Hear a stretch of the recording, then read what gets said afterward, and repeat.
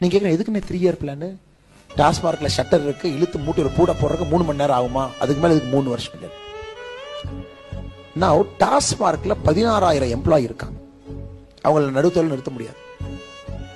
I have to create an alternate employment for all the 16,000 people. Number 1. டெமோக்ரஸியில் ஒருத்தர் சொல்லுவார், sir தமிழ்நாட்டில் குடிக்கிற கூட சுதந்திரம் இல்லையா சார்? இதெல்லாம் north கொரியாவா?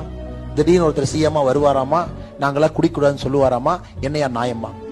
I have to give him or her an alternate liquor. சரிண்ணே, ஃபர்ஸ்ட் கல்லு கடையை திறக்கிறேன், நீங்க கல்லு குடிச்சு பழகிக்குங்க.